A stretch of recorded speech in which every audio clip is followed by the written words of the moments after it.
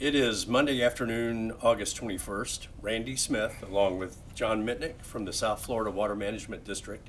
And as you know, we've been watching Invest 92, which is a tropical wave that has been heading towards the west for the past few days. It has now reached the point where over the weekend, the Water Management District started making changes to the regional flood control system in anticipation of above average rainfall for the next few days. John, as our chief engineer, these operations fall under your management. What is it that we are expecting? What have we already done to the flood control system? And what will we be doing for the next few days? Yeah, as you said, we're forecasting the rain to start along the lower east coast of Florida tomorrow, Tuesday.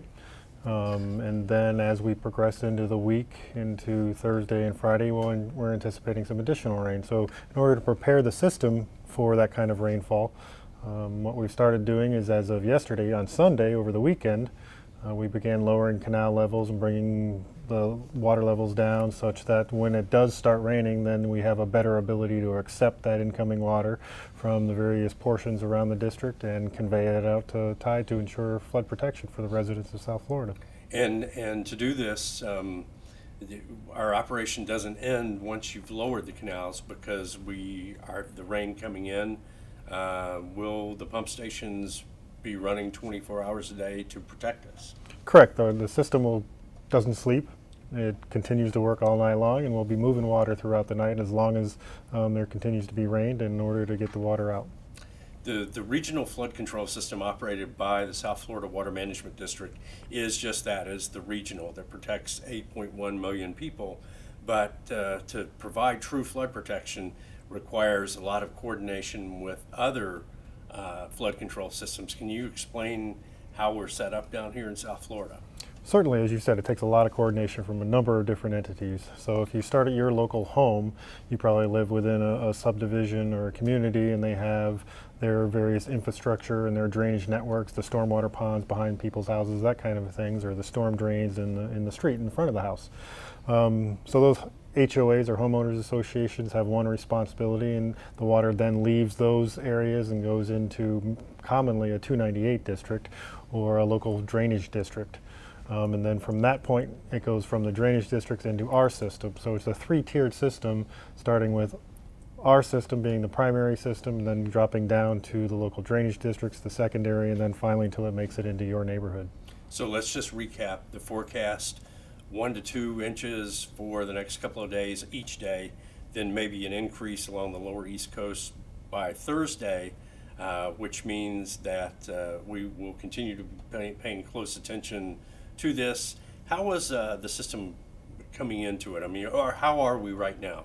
Well, typically we're already in the heart of the wet season. So typically during the wet season, a lot of the canals will be maintained at average or just a little bit lower than average, just in anticipation of those afternoon rainstorms. For everybody that's lived in South Florida for a number of years, you always get those afternoon thunderstorms that just pop up out of nowhere.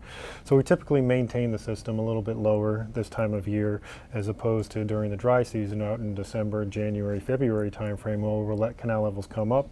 Again, this time of year we keep them down much lower in anticipation of those rains. So what we've did in anticipation of this week, because it's going to be a little bit above average rainfall or heavy rainfall, we've taken the extra precaution of lowering the canals a little bit further.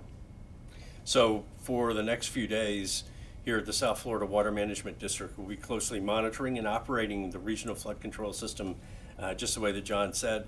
We will keep you updated by more of these, with John and I bringing you the updates as the rain come in through press releases, social media, or if need be, we'll call a press conference to keep everyone informed. If you do find yourself in a situation with flooding behind your house and you're in an HOA, local drainage district, but you're unsure as to exactly who to call, you can look on the South Florida Water Management District webpage.